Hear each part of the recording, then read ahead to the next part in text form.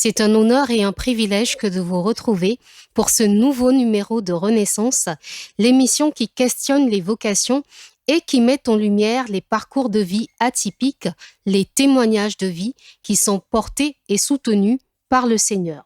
Pour ce nouveau numéro de Renaissance, nous voulons nous inscrire dans la suite de l'émission Guérir de la blessure du Père que nous avons abordée le lundi dernier. Nous avons ensemble évoqué la question de la parentalité, notamment de la paternité qui semble être vécue par les pères aujourd'hui avec beaucoup de douleurs, beaucoup de difficultés, de fuite, de détachement, de renoncement dans le monde d'aujourd'hui. Nous avons ensemble nous sommes questionnés donc sur la question du rôle du père, sur les 3 versants de l'identité que nous avons souvent évoqués, le versant spirituel, émotionnel, physique, naturel ou matériel. Quel est son rôle aujourd'hui? Quelle est sa place? Quelle est la place qu'il occupe au sein de la famille? Et quelle est la place qu'il occupe au sein de nos collectivités, au sein de notre société? Il vous est possible de retrouver l'intégralité de cette première partie sur notre chaîne YouTube Renaissance, RENE2SENCE, mais aussi l'ensemble de nos émissions, les portraits, interviews et les podcasts qui sont disponibles sur la plateforme. Nous voulons vous remercier, chers auditeurs, d'ici et d'ailleurs, pour l'intérêt soutenu que vous faites montre à notre émission et aussi toute l'équipe qui rend la création de ce contenu possible. Nous pensons ici à l'abbé Dieu merci, qui est le directeur de la radio Magnificat, l'équipe technique de la radio Magnificat, à savoir Exosekila, qui est à la coordination, Taman Dehous, qui est à la régie, et aussi nous faisons un petit coucou à Gasmi, notre animateur de cœur à la radio Magnificat. Ceci étant dit, nous allons pouvoir entrer dans le vif du sujet. Donc la suite, cette deuxième partie de la première émission, comme nous avons dit, dans laquelle nous avions évoqué, dont le titre était « Guérir de la blessure du Père ».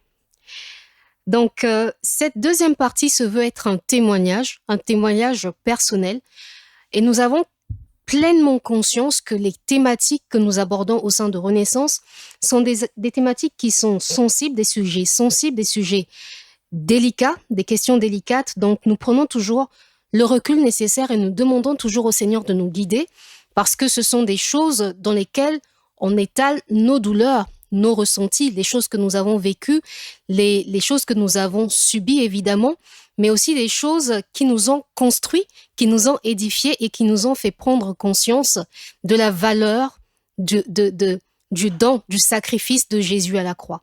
Parce que c'est grâce à ce sacrifice qu'aujourd'hui, nous sommes renvoyés libres et que nous avons cette liberté et ce devoir, cette responsabilité de témoigner afin de montrer qu'une renaissance est possible.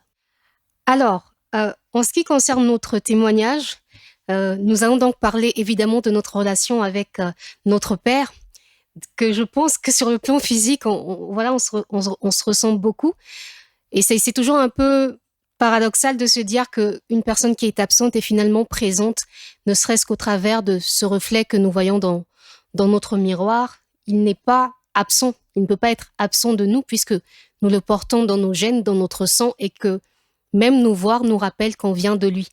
Donc notre père, mon père, pour parler en termes de façon personnelle au jeu, mon père est un homme que je n'ai pas beaucoup connu, mais j'étais toujours très admirative de lui lorsqu'il venait, lorsque j'étais toute petite. C'était le genre de papa, il est tellement beau, mon père. C'est un très bel homme et ça me fascinait. Je pense qu'à ces âges-là, on a tous, je vais pas parler on idéalise la personne qui incarne notre père, on idéalise, c'est notre prince charmant, il est tout beau et chaque fois que nos copines nous voient avec lui, elles nous disent la même chose, ton père il est trop beau, ton père il est trop beau. Donc c'était ça renvoyait une certaine fierté de se dire que je viens de ce type qui est vraiment, c'était un très bel homme et aujourd'hui encore c'est un très bel homme malgré que les années sont passées par là. Donc c'est un homme que je n'ai pas connu en tant que tel, que je vais rencontrer, je pense, la première fois lorsque j'avais l'âge de 4 ans à peine. Et je me souviens d'une photo où il n'était pas vraiment là, mais voilà quoi. J'avais des images un peu comme ça. Je l'ai plus vu en photo que n'ai eu l'occasion d'échanger avec lui. Et le premier contact, je me souviens que ça, c'est vraiment des paroles qui me restent de ma mère, c'est que je l'appelais pas papa. Je l'ai pas appelé papa, je l'appelais papa un tel. Déjà dans mon cœur, je pense à 4 ans, on ne réfléchit pas, mais pour moi, c'était papa un tel. C'était pas papa. C'était simplement pas papa parce que l'absence, parce que le vide, parce que voilà, on se construit sans lui et du jour au lendemain, on doit composer avec quelqu'un qui n'a pas été là les premières années de notre vie, quelqu'un qu'on doit intégrer et on doit intégrer l'information selon laquelle il est notre père. Et je pense que la première interaction consciente que j'ai eue avec lui, c'était à l'âge de 7 ans. Donc, je suis partie la première fois en vacances chez lui et c'était très pudique. Il savait pas comment m'aborder, il savait pas comment me parler. Et moi, je savais pas ce que j'avais à lui dire. Donc, c'était le genre, même au téléphone, on se disait que ça va bien? Oui. Tu as mangé? Oui. Tu as fait ceci? Non. C'était oui et non. Il n'y avait pas de conversation. Donc, c'était vraiment difficile d'avoir une conversation avec quelqu'un qu'on ne connaissait pas. Et là où on va commencer à mieux se connaître, ça va se faire vraiment dans la douleur. Ça va être à l'adolescence où, voilà, il fait sa vie. Et tu te rends compte que ta mère n'a pas de place dans sa vie. Et quand tu es avec ta mère, vous avez un style de vie, voilà, classe moyenne, donc ça passe, mais tu arrives chez lui, c'est classe moyenne plus, plus, plus. Et tu te dis, mais pourquoi il prend pas soin d'elle? Pourquoi elle compte pas pour lui? Tu te poses des questions et quand tu viens voir que derrière, il fait sa vie, quoi. Il avance dans la vie sans elle et que elle est profondément attachée à lui sur le plan émotionnel. Elle se dit qu'un jour, ils auront leur couple, leur maison, leur foyer, alors que le monsieur, il va de relation en relation. Chaque jour, il vous présente un nouveau visage que vous devez appeler par maman, même si elle a quasiment le même âge que vous. Là, ça commence déjà à poser problème. Tu te rends compte que le père que tu as idéalisé enfant n'est pas le même que tu vois là, qu'il y a un fossé. Alors, tout n'est pas négatif parce que, heureusement que tout n'est pas négatif parce que quand j'arrive dans son univers à lui, je découvre que j'ai des frères, que j'ai un petit frère, un deuxième, un troisième, un quatrième et tout ça. Mais il met tout le monde à sa place. Il y avait moi, j'appréhendais ça parce que j'ai découvert que j'avais un père, qu'il avait une vie un peu meilleure que celle de ma mère, et qu'en plus, j'avais des frères. Donc, tu essaies de t'intégrer dans tout ça et tu sais pas comment va te recevoir la maman de ton petit frère. Est-ce qu'elle va être ta maman autant que ta maman qui est à Brazzaville? Donc, tu te poses plein de questions. Et en tant que femme, souvent, les femmes ont tendance à mettre un petit peu les enfants, leurs enfants, en avant, c'est-à-dire qu'elle fait tout pour que son enfant trouve sa place auprès de son père et pas vous. Donc, il y a une histoire où on tombe un peu dans les concepts de marâtre et tout ça, sans la souffrance, parce que papa était très regardant de ces choses-là. Mais j'ai apprécié les premières fois que j'avais rencontré mon petit frère, qui commençait déjà à avoir un langage un peu, c'est moi le fils, c'est moi le digne fils, puisque c'est moi qui suis dans la maison de papa avec papa et ma maman. Donc, quand il commençait à vouloir avoir certains mots, certains gestes, certains égards qui n'étaient pas bien, papa l'a remis à sa place. Yaya, c'est Yaya, chacun à sa place, et ça, tu te sens valorisé. Tu te dis que j'ai un père, mais que j'ai ma place dans sa maison. C'était quelque chose qui m'avait beaucoup touchée, de voir que même si j'étais loin, même si j'étais à Brazzaville, dans son cœur et dans sa maison, j'avais ma place. Et quand il a commencé à se trouver un peu mieux installé, chacun de nous avait son portrait dans sa maison. Et ça me touchait parce que j'étais à Brazzaville. Pour moi, papa, 9 mois de l'année, il n'existe pas. Il existe pendant 1 mois de vacances à Pointe-Noire, quoi. Et là, tu te rends compte que tu viens voir sur la bibliothèque, il y a les photos de tout le monde et il y a ta photo. Tu te dis que j'ai un père. Là, tu te sens valorisé. Tu te dis que je suis pas seule. Même si ça peut être difficile à Brazzaville, ça peut être difficile sur le plan sanitaire. Et je pense que ces moments-là, quand on est drépanocytaire, on remet tout en question. On remet en question sa propre vie. on remet en question son avenir, on subit les moqueries de tout le monde, de toute une société. Réaliser qu'on a un père quelque part qui pense à nous, qui a mis notre photo, qui a encadré notre photo sur sa bibliothèque, on se sent valorisé, on se sent aimé, on se sent à sa juste place, même s'il fait pas grand-chose finalement. Mais rien que ça déjà, c'était beaucoup de savoir que j'avais ma place dans sa maison. Mais c'est beaucoup plus tard, c'est vraiment quand les problèmes entre papa et maman sont devenus, les frictions sont devenues tellement fortes que, que tu es obligé de voir l'homme tel qu'il est, pas comme tu le voudrais, pas comme toi tu voudrais qu'il soit, mais tu le vois tel qu'il est avec ses limites, ses insuffisances, ses incohérences, voilà quoi, s'il y a des choses qu'il fait, tu te dis, un homme ne fait pas ça. Tu n'es pas un homme, tu n'as pas grandi avec un père, mais tu sais qu'un homme ne fait pas ça. Vis-à-vis d'une femme, tu fais pas ça. Et tu commences à remettre pas mal de choses en question. Moi, j'étais beaucoup plus critique vis-à-vis de maman parce que j'avais grandi avec elle, parce que je connaissais ses forces, ses faiblesses, ses failles. Je la voyais je l'avais pas idéalisé, maman. Quand tu vis avec une personne, tu l'idéalises pas. Tu vois son meilleur, mais tu vois aussi son pire. Ce que je n'avais pas l'occasion de faire avec papa. Papa, je ne pensais qu'au meilleur, mais son pire, je ne le connaissais pas puisque j'avais pas grandi dans sa maison.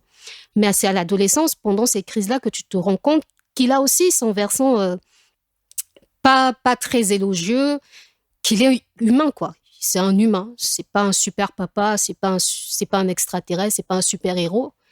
Même si les hommes veulent souvent nous donner cette impression de toute puissance, tu te rends compte qu'il a des limites, qu'il a des failles, qu'il y a des choses voilà.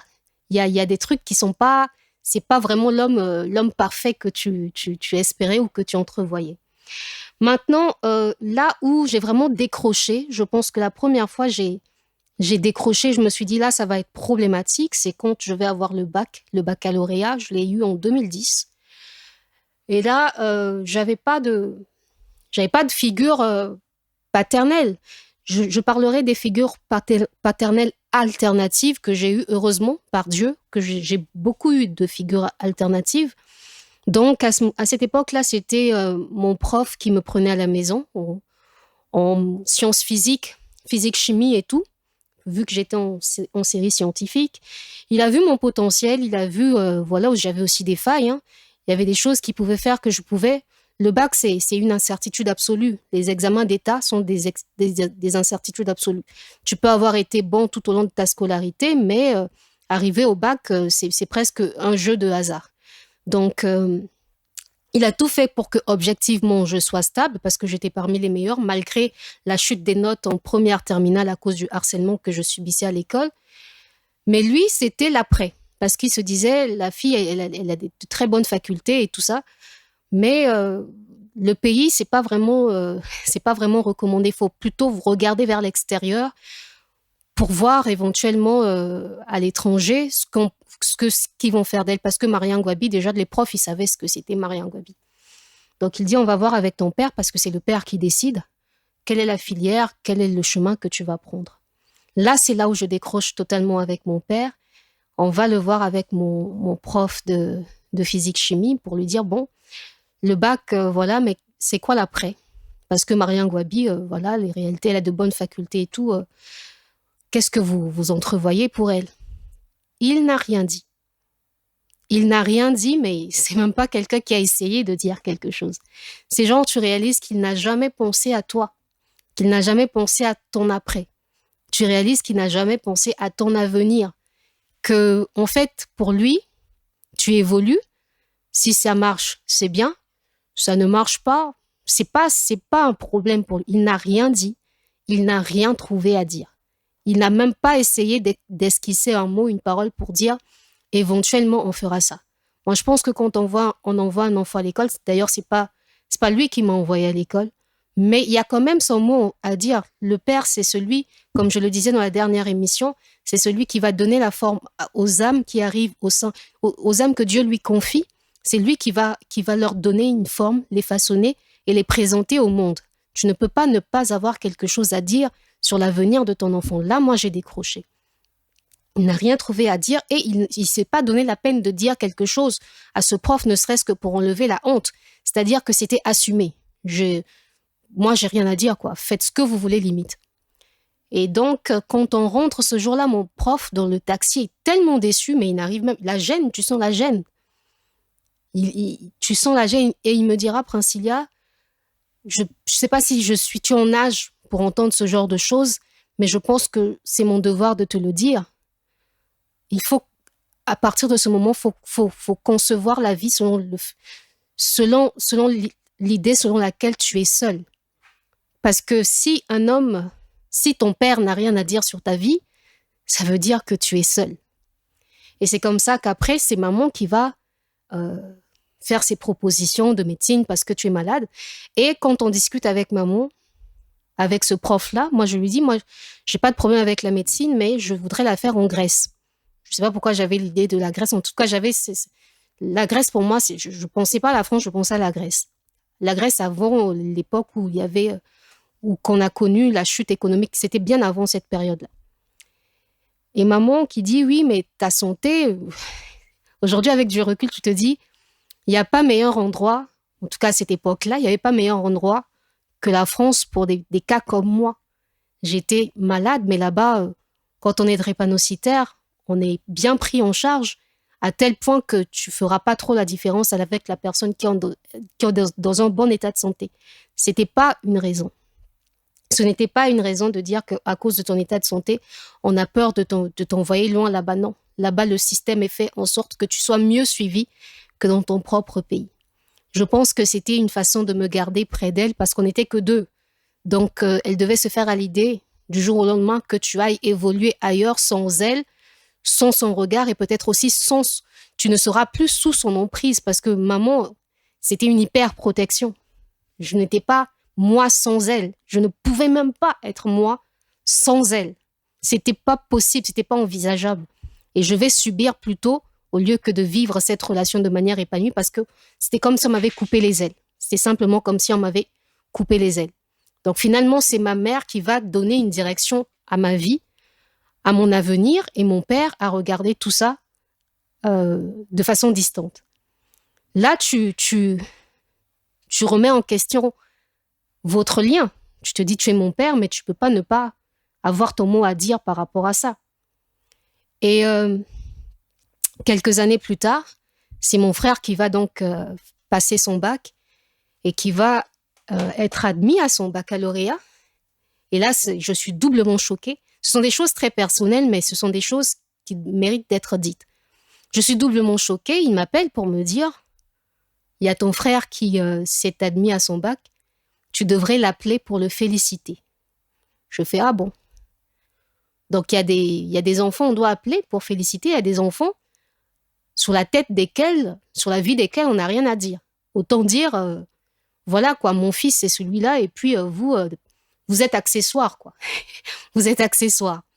Mais après, c'est des choses qu'on connaît, hein. C'est des choses qu'on vit dans la Bible. On parle de Joseph qui était préféré. Ce sont des choses, mais il faut pas que ça soit flagrant. Tu peux avoir ta préférence, mais il faut pas que ça soit flagrant. Essaie de mettre tout le monde au même pied d'égalité. C'est ce qu'il faisait quand on était enfant. C'est pour ça qu'on avait senti un équilibre. Ce qui fait que moi, j'ai eu une très, très bonne relation avec mon frère. Malgré toutes les crises familiales qu'on a eues, je pense que mon frère, j'ai vécu notre relation comme si on était de même père, même mère, alors qu'on n'était que de même père. Mon frère, quand on grandissait, parce que papa avait bien posé les bases, il était très, très protecteur, hyper protecteur. Sa sœur, c'était son tout. Il va faire la publicité aux gens là-bas, ma sœur est belle, mais parce que papa avait posé les bases. Donc, je ne comprends pas comment le même père qui vous a mis à l'aise, que des années plus tard, il commence à faire la différence, il commence à investir sur certains enfants et pas sur d'autres. Tu te dis, mais finalement, qu'est-ce qui s'est passé? Il y a un avant-après. Pourquoi hier, tu étais le père qui voulait mettre tout le monde à l'aise, sur le même pied d'égalité? Yaya, c'est Yaya. Le petit frère, c'est le petit frère. Devoir et responsabilité. Des années après, tu investis plutôt sur l'un que sur l'autre. Tu changes de face. Mais heureusement qu'il y a eu cette base qui fait qu'aujourd'hui, j'ai des frères. Il y en a qui ont leur caractère, il y en a qui sont vraiment comme des étrangers pour moi. Mais j'ai ce lien avec mon frère parce que papa avait mis tout le monde à sa place. Donc, tu comprends pas pourquoi tu changes de visage, pourquoi tu investis dans les uns plutôt que dans les autres. Chez moi, tu n'as rien trouvé à dire, mais tu m'appelles pour me dire, faut appeler ton frère pour le féliciter. C'est mon frère. Que tu le dises ou pas, c'est mon frère. Et on a un lien affectif, émotionnel qui ne dépend pas de ce que toi tu dis. Après cela, donc, tu vois qu'on investit pour le frère, il va faire des études à l'étranger. Et toi, tu as fait marier un Gwabi, tu te dis, bon, pourquoi ça? Pourquoi si tu es capable d'envoyer le deuxième, le troisième à l'étranger, pourquoi tu ne l'as pas fait avec la deuxième? Enfin, je suis devenue première parce qu'on avait perdu notre aîné. Pourquoi tu investis dans certains et pas dans les autres? Et c'est là que émotionnellement, tu te détaches. Alors moi, je dois faire attention, on doit tous faire attention au fait de dire mon père n'a pas été un bon père parce que moi, mon père, c'est ce qu'il disait de son père. Ça, c'est ma maman qui me raconte l'histoire parce que moi, j'ai pas eu de conversation vraiment avec lui. Mais papa a eu beaucoup de mal avec son père. Il disait que son père ne les considérait pas, qu'il n'a pas été un bon père. Et bizarrement, aujourd'hui, avec du recul, j'ai l'impression qu'il a répété le schéma avec ses enfants. Donc aujourd'hui, quand on parle de nos parents, c'est toujours avec une certaine distance, un certain recul, un certain détachement parce que on répète souvent les schémas qu'on a vécu avec nos parents. Donc autant moi je peux venir dire ici, ma mère m'a fait ceci, ma mère m'a fait cela. Demain, mon fils et ma fille diront certainement la même chose de moi. Donc on n'est pas là pour juger, pour dire qu'il n'a pas été bon, qu'il n'a pas été suffisant, qu'il n'a pas été parfait.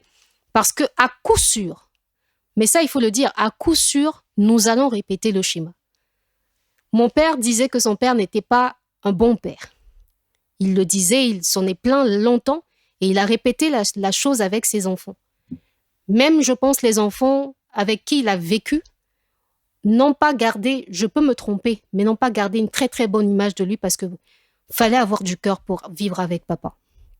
Mais autant je le dis aujourd'hui, mes fils et mes filles diront peut-être la même chose de moi. On n'est vraiment pas là pour juger. Et on comprend que les gens agissent de façon, j'ai envie de dire, inconsciente. Parce que les blessures émotionnelles, parce qu'il a vécu des frustrations, parce qu'il n'a pas été un enfant aimé, un enfant choyé, un enfant épanoui, il ne peut pas vous donner ce qu'il n'a pas reçu. Nous, on comprend la chose, on comprend la logique, on vient mettre la lumière sur ça, mais ça ne veut pas dire que, en disant ça, que nous, on est des parents parfaits. Moi, je pense qu'aujourd'hui, même Gabriel, mon fils, a des choses à dire sur moi. Il y a des choses qui lui... Ah, maman, de ce côté-là, c'est pas une maman gentille. Ou de ce côté-là, c'est une maman... voilà. Donc, il y a toujours des remises en question. On ne peut pas être des parents parfaits parce que être parent, c'est un ministère, c'est une responsabilité et c'est un ministère.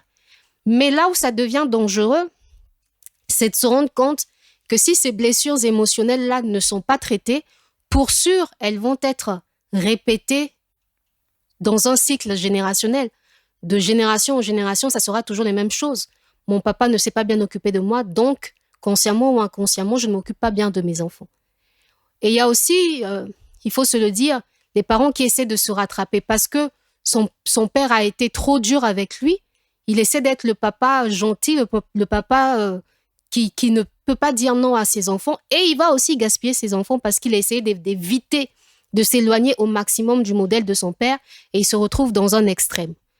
Donc, ce que j'avais dit la dernière fois, le salut n'est pas dans la force, dans la volonté, ni même dans le fait de savoir. Et aujourd'hui, c'est un peu le piège du développement personnel sur la question des blessures émotionnelles.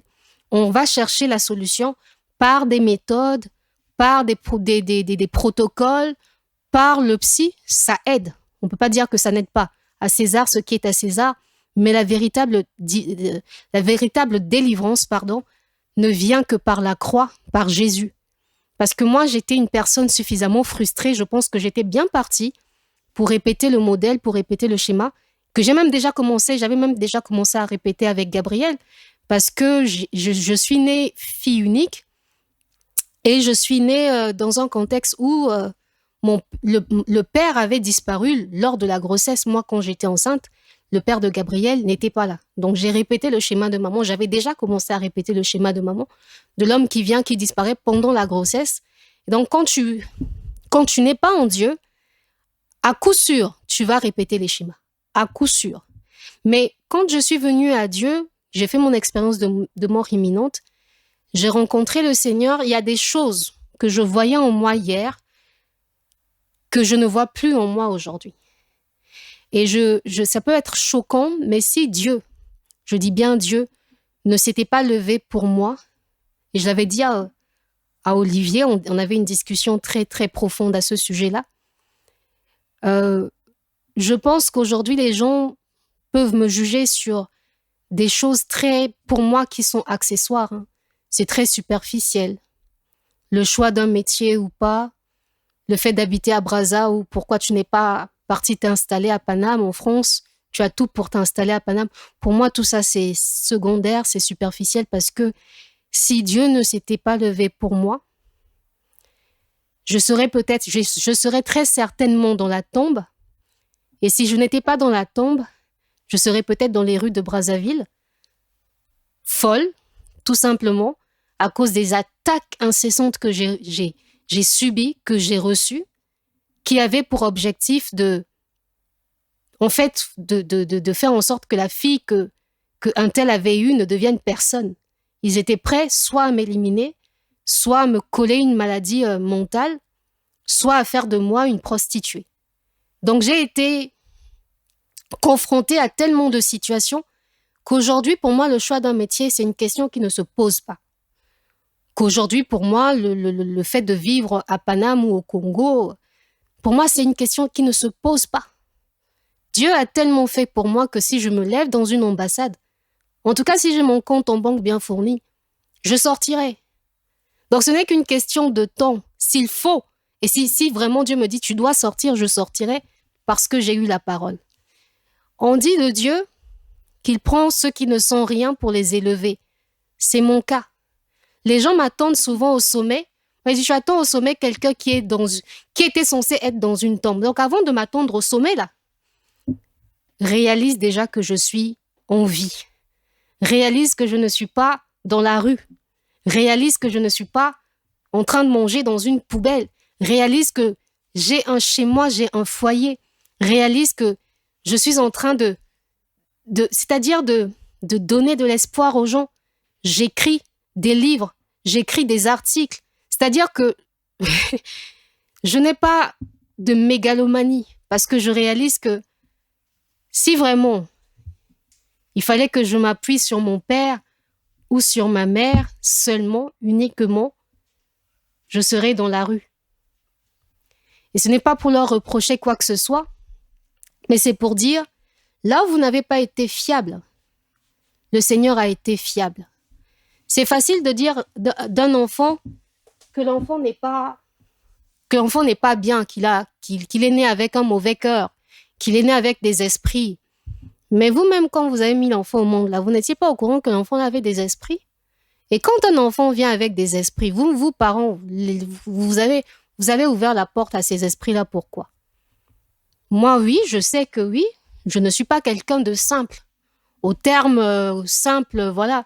Je sais que autour de ma naissance, il y a eu des histoires qui se sont passées, ce qui fait qu'aujourd'hui, la famille de ma mère, je suis l'ennemi numéro 1. Hier, j'en avais peut-être honte, j'étais gênée, je ne trouvais pas ma place, mais aujourd'hui, je suis fière de ça parce que Dieu m'a prise de loin. Le Dieu dont je parle, j'ai une conscience ultime, c'est-à-dire que j'ai une hyper-conscience de qui est mon Dieu. Je ne parle jamais de Dieu par tendance, par effet de mode, par envie de parler. Donc, ça, c'était pour placer le décor. J'ai une révérence totale et entière envers ce Dieu-là. Donc, dans tout ce tohu-bohu, faut dire, je pense que Dieu est quelqu'un qui, lorsqu'une voie se ferme, il en ouvre une autre. Il est le maître des temps et des circonstances. Toutes les destinées sont entre ses mains. Il n'y a pas quelque chose que Dieu ne sait pas. Il n'y a pas quelque chose, Dieu n'est pas au courant. Si je parle souvent de l'histoire de David. On réalise de David que c'est un enfant on le calculait pas, quoi. Quand on a présenté ses frères aux prophètes pour qu'ils deviennent éventuellement rois, on savait qu'il y avait un David qui était derrière les moutons. Personne n'est parti, personne ne le gérait. Donc, il fallait que Dieu vienne dire à Samuel, il y a un enfant là-bas, derrière les moutons. Donc, c'est un peu ça, le cas que nous vivons dans nos familles. Même si la famille ne fait pas, même si personne chez toi ne se lève pour toi. Dans mon cas, j'étais drépanocytaire. Je ne sais pas si si une personne m'écoute qui a cette maladie-là, la personne sait ce que c'est. Être drépanocytaire, c'est limite, tu n'as pas de vie. Mais malgré ça, c'est-à-dire que personne ne se lève pour toi, personne ne se lève pour te montrer le chemin, personne ne se lève pour ton avenir, personne ne s'inquiète pour toi de ce que tu deviens, mais le Seigneur ne nous abandonne jamais. Le Seigneur va toujours susciter des personnes, va toujours aller déranger quelqu'un. Ah, si tu t'occupes pas de l'enfant là, ma fille là, Dieu agit dans notre sphère, dans notre dimension physique, matérielle. Il agit au travers des gens qui le révèrent. Les bras de Dieu sur terre, ce sont tes bras, à toi mon frère. Les yeux de Dieu sur terre, ce sont tes yeux, à toi ma sœur. La bouche de Dieu dans la vie de quelqu'un, c'est ta bouche, mon frère, ma sœur. Les messages que Dieu vous donne, où Dieu va te susciter la charité. Ouvre ta porte à cette fille-là parce qu'elle est dans une situation. Si tu n'ouvres pas ta porte, avec l'enfant, c'est compliqué. La charité. Dieu vient nous déranger pour ses enfants. Dieu vient nous déranger pour ses enfants. Alors, dire que je n'ai pas eu de père, ce serait un peu trop grand, ce serait un peu trop choquant, parce qu'il y a eu des gens qui m'ont inspiré. On dit qu'on a besoin de modèles, on parlait de modèles. Quand on n'a pas de modèle, c'est difficile de se construire, d'autant plus que pour nous, surtout les femmes qui sont, non seulement les femmes, en tant que femmes, on a besoin de la présence d'un père, on a besoin que le père t'apprenne la confiance en toi, qui te donne confiance en toi. S'il y a un problème, sache que je suis là. Le jour où papa ne sera pas là, il t'aura appris comment te défendre face à un problème, face à une situation. Tu as besoin d'être exposé à ce non, à ce oui c'est oui, non c'est non, à cette énergie un peu froide, un peu dure, un peu négative pour toi aussi être constitué, c'est-à-dire avoir une colonne vertébrale solide. Que les événements ne viennent pas te bousculer n'importe comment. Quand tu vois que la vie de quelqu'un est tourmentée, ne te pose pas la question de savoir qu'est-ce qui ne va pas. Regarde qui est son père, qui est sa mère. Pourquoi elle se retrouve toujours dans des situations extrêmes? Qu'est-ce que son père fait? Qu'est-ce que sa mère dit? Pourquoi elle se retrouve toujours dans des situations extrêmes? Des situations extrêmes. Peut-être qu'elle se met dedans, mais pourquoi on arrivait à ces extrémités-là? Ils étaient où? De quoi elle est construite? De quoi est construite cette personne? Donc, moi, je traverse un peu la vie comme ça, mais il y a des figures qui se lèvent quand même pour moi, qui se lèvent pour défendre ma vie, ne serait-ce que sur le plan sanitaire. Je penserais à mon oncle qui, à cette époque-là, à chaque crise, il se levait. Il était debout au CHU, à l'hôpital militaire, à se dire non, il faut qu'on sache pourquoi la fièvre ne part pas, pourquoi j'ai fait mon expérience de mort imminente. Mon oncle était là. Il n'y avait que mon oncle, il n'y avait que ma mère. Il y a toujours un homme quelque part. Et le jour où tu vois même ton père qui vient me poser des questions à ton oncle parce qu'il n'est pas là, parce qu'il ne joue pas son rôle, tu te dis, mais comment? Il y a des figures qui sont là. Moi, j'ai été marquée. Il y a des prêtres qui ont aussi été là. Je pense vraiment à l'abbé Mesmin qui aujourd'hui est en Italie, je pense. Donc, ça m'a quand même étonnée de me retrouver au CIO encore, au Centre interdiocésain, parce que l'abbé Mesmin était quelqu'un qui m'a beaucoup coachée quand j'étais à Saint-François d'Assise. On parlait pas de choses extraordinaires, mais tu vois que la personne te fait confiance. Nous, c'était le peu. Moi, je faisais ma lecture, je n'avais pas conscience, quand je faisais ma lecture à Saint-François, je l'ai faite pendant 6 ans, je n'avais pas conscience de l'effet que cette lecture avait sur les gens. Bien sûr que les gens venaient te dire, ah, tu lis bien et tout ça. Mais tu lis bien, c'est un peu égotique, tu vois. C'est un peu, on vient un peu nourrir ton toi, ton ego. Mais il y a des gens qui te disent, quand tu lis, ça m'apaise. Quand tu lis, j'ai l'impression que Dieu est là. Là, tu te dis, c'est un ministère. Là, tu comprends le côté ministère de la chose. Mais l'Église catholique n'est pas facile. Il y a des Il y a des combats au sein des mouvements d'apostolat, c'est difficile. Donc, quand tu as un prêtre qui porte sur toi le regard d'un père, ça te dit, tu as quelque chose de spécial. Ça te fait comprendre que tu as quelque chose de spécial et que tu dois te battre pour cette chose-là, même si toi, tu ne peux pas la nommer et même si lui ne te dira pas exactement qu'est-ce que c'est. L'abbé Mesmer a été cette figure alternative, même si après, les gens peuvent se poser des questions, mais pourquoi il s'intéresse autant à toi? Mais parce qu'il a vu quelque chose en moi. Et c'est parce qu'il avait vu quelque chose en moi que ça m'a donné de la force. Au-delà de la personne, je ne sais pas quel homme il était dans son quotidien. Je suis venue à lui parce qu'il y avait des messages, parce qu'il y avait des choses que Dieu mettait entre nous. Mais le regard qu'il avait sur moi, ou l'abbé Mesmer, quand tu donnes une intention de prière ou que tu fais ton coryphée, il va la reprendre dans son homélie. Je te dis, ah tiens, il me voit. Et ça te construit. Il y a eu aussi Monsieur de Lourdes. Je l'ai pas vraiment connu. Donc il y a des gens qui nous ont construit. Mais la plus grande personne, et c'était pour moi très important de le signifier, c'est quand j'ai rencontré Olivier. Olivier, quand je l'ai rencontré, c'était pas évident parce que je l'avais vu en rêve et puis pam, je le rencontre quelques jours après. C'était fou, hein. Mais Olivier m'a construite parce que j'avais très très peur, il faut dire, de l'intimité. Moi, tout ce qui était intimité, parler avec quelqu'un, être à l'aise avec les gens en général, je n'étais pas à l'aise avec les gens. Je peux m'asseoir avec toi, on va se regarder, on va se parler.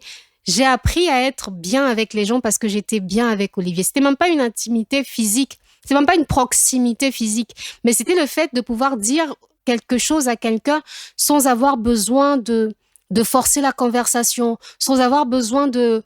Si t'as envie de parler, tu parles. T'as pas envie de parler, tu forces pas ça couler de source. De montrer aussi ses vulnérabilités. C'est à Olivier que j'ai appris à montrer mes vulnérabilités. J'étais quelqu'un, je m'étais isolée de tout, je m'étais cachée de tout. Je fuyais les gens, tu fuis les gens parce que tu fuis les problèmes. Mais avec lui, j'ai appris à parler. J'ai appris à dire les choses et j'ai appris aussi, tu n'es pas toujours forcé, tu n'es pas obligé de toujours être d'accord avec ce qu'on te dit. Tu n'es pas censé être toujours béni. Oui, oui, quand il y a quelque chose qui ne va pas, tu dis non. Moi, je pense que avec Olivier, j'ai appris à gérer le conflit. C'est-à-dire qu'on n'est pas d'accord. Il boude de son côté, je boude de mon côté, 2-3 jours, après on se réconcilie. Moi, avant, dès que je voyais le conflit, pour moi, la relation est finie, quoi. L'ombre d'un conflit, ça veut dire que la relation est finie. Parce que tu m'as blessé, parce que je t'ai dit des choses dont je me sens coupable. Et c'est avec Olivier que tu te dis, c'est jamais fini. Faut revenir, faut communiquer, faut réparer, faut demander pardon et faut dire que je n'étais pas d'accord avec ça. C'est avec Olivier que j'ai appris à communiquer. Et Dieu nous envoie toujours des figures paternelles alternatives. Et donc, pour moi, Olivier et l'église de disciples, j'ai trouvé une autre famille, des gens qui sont venus pour me dire Dieu n'abandonne pas. Et aujourd'hui, moi, je parle d'Olivier en tant que figure paternelle alternative. Et j'ai même eu l'occasion de faire un peu je sais pas comment le dire, mon complexe d'Oedipe avec lui parce que, effectivement, quand tu n'as pas fait ton complexe d'Oedipe, tu le feras à un moment ou à un autre sur quelqu'un qui viendra ou à un moment ou à un autre. Aujourd'hui, on voit parfois des gens qui sont avec des gens qui ont une différence d'âge qui est importante. On se dit, peut-être qu'elle est en train de chercher son père dans cette personne-là. Peut-être qu'elle est en train de chercher sa mère, effectivement. Moi, je pense que j'ai cherché mon père dans tous les hommes qui sont venus. Et j'ai trouvé mon père dans un homme précisément, je pense qu'il se reconnaîtra. Mais une femme a toujours besoin de retrouver son père dans son partenaire. Je pense qu'il y a quelque chose de protection. Il y a quelque chose de la dimension de la protection. Il me met à l'aise, il me fait penser à cette figure de protection. Mais oui, j'ai fait mon complexe d'Oedipe. Tu te dis, est-ce que c'est... On a toujours besoin de l'identification. Nous, surtout les femmes, hein, je pense que tout le monde... Le partenaire qui vient, la personne qui vient, ton vis-à-vis, est-ce que c'est potentiellement un partenaire? Est-ce que c'est potentiellement un père? Tu dois pouvoir nommer la personne que Dieu met en face de toi. Et ça prend du temps, on passe parfois par des erreurs. Et il y a aussi des attaques autour de ça. Donc, Olivier a joué dans ma vie le rôle d'un père. Il m'a donné l'instruction. Il m'a donné confiance en moi. Il m'a défendu. Il m'a protégée. et il m'a donné les moyens de m'épanouir et de m'exprimer. Donc, il a joué le rôle que j'ai pas eu avec mon père. Il n'a pas eu besoin d'être mon père naturel pour ça. Dieu nous donne toujours des deuxièmes chances. C'est pour ça que je dis, la renaissance, la deuxième chance ne vient pas par la force ou par la puissance, mais c'est par la croix. Et Olivier, je l'ai connu par l'Église de disciples. Et ce qui fait qu'aujourd'hui, j'ai eu un deuxième père là où je n'en avais jamais eu auparavant. Donc, ça me marque beaucoup. Alors, je pense que pour aujourd'hui, on en a assez dit. S'il y a d'autres choses, je le dirai, parce qu'il y a des choses qui sont douloureuses, il y a des exemples qui sont beaucoup moins intéressants, notamment de la relation de ma mère avec son père, qui a été catastrophique et qui, je pense, a engendré la catastrophe dans laquelle nous sommes aujourd'hui, parce qu'un homme, 2-3 générations avant nous, n'a pas joué son rôle et ça se traîne encore sur des générations aujourd'hui. Donc, les hommes doivent comprendre que là où ils ne jouent pas leur rôle, là où ils ne prennent pas leurs responsabilités, la nature a horreur du vide. Le vide que vous laissez, soit c'est le diable qui va l'occuper, soit c'est les problèmes, soit c'est les drames. Moi, parce que mon père n'était pas debout pour moi, j'ai dû combattre à plusieurs reprises, pas qu'une fois. À plusieurs reprises, j'ai été mise face à la mort. J'ai dû combattre contre l'ange de la mort parce que papa ne se levait pas pour moi, parce que je comptais pas. Et là où les problèmes et les drames auraient pu m'achever, et là où j'ai perdu malheureusement ma sœur aînée qui a vécu la même vie que moi finalement. Elle a eu moins de chance que moi parce qu'elle n'a pas eu la chance de faire la rencontre avec le Christ. Là où moi j'ai connu le Christ très tôt, peut-être grâce à la maladie. Mais on l'a perdu parce que dans le Christ n'a pas eu ce filet de repêchage. Personne ne l'a repêché. Et moi, j'ai eu cette chance avec Olivier, donc j'en suis parfaitement consciente. Les gens te voient dans la rue, on te dit, on pense que tu es une femme accomplie, on pense que tu as des objectifs que tu dois encore accomplir. On te dit, oui, tu as une forte étoile, mais la forte étoile ne brille pas sans le concours des hommes. La forte étoile ne peut même pas être présentée au monde sans le concours de quelqu'un qui va prier pour ça, de quelqu'un qui va plier le genou pour ça, d'une main qui va se lever pour ça, contribuer, des genoux qui vont se fléchir dans le lieu secret. Donc, les hommes ont besoin des hommes. Les gens ont besoin des gens. Tu peux pas dire à quelqu'un, oui, on sent que tu vas y arriver. On n'y arrive pas par la parole. On n'y arrive pas par la volonté seule. On n'y arrive pas parce que tu as dit à la personne, toi, tu as une forte destinée. Hein. La destinée, là, c'est les gens. C'est les gens qui vont se lever pour toi. C'est les gens qui vont contribuer. Tu peux pas avoir toutes les connaissances, toutes les compétences, toutes les aptitudes, toutes les ressources. Là, je suis en train de faire l'émission, c'est Exaucé qui a la coordination. C'est pas moi. C'est pas mon rôle. C'est pas ma compétence. C'est son génie à lui. Sans son génie, il n'y a pas renaissance. Sans mon histoire, sans mon témoignage, il n'y a pas renaissance. Sans le hockey de l'abbé et Dieu merci, il n'y a pas renaissance. Donc, l'émission, c'est des collaborations, c'est des connexions que Dieu fait. Mais là où Dieu t'envoie pour dire,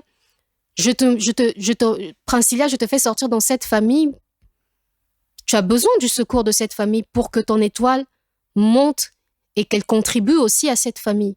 Parce que l'étoile est sortie de cette famille. Aujourd'hui, moi, je signe avec le nom de Pérez, mais ça me fait mal de me dire que personne ne sait qui est mon père. Personne. On t'applaudit dans la ville, on dit, ah voilà, la fille écrit bien, ah oui, grande étoile, charismatique. Personne ne connaît le nom de ton père. Tu ne défends pas le nom de ton père. Tu as même peur d'évoquer le nom de ton père parce que tu vas te dire, avec tout ce qu'on a vécu, laisse-moi seulement être anonyme. Et le nom de Pérez, c'est un nom biblique. C'est un nom qui dit la personne qu'on n'attendait pas. Tu viens là où personne ne te calculait, quoi. Pam, tu sors là, bonjour, je suis là. Donc, moi, mon père, c'est Dieu. Et Dieu m'a donné des petits pères sur terre. Petits en termes de... parce que ce sont des hommes et pas Dieu. Mais Dieu est passé par ces hommes-là pour que je sois quand même debout aujourd'hui. Donc là, on m'attend beaucoup, beaucoup là. Il faut savoir que Dieu a beaucoup, beaucoup fait. Donc voilà, on est arrivé au terme de cette émission. Dans les prochains épisodes, on va donc voir plutôt l'aspect très problématique catastrophique que ça peut être. Mais voilà, nous sommes au terme de cette émission. Je voulais vous dire merci une fois de plus de votre présence, de vos retours, de vos abonnements, de vos likes et on espère plus de vos partages. D'ici là, portez-vous bien. À très vite pour un nouveau numéro Renaissance.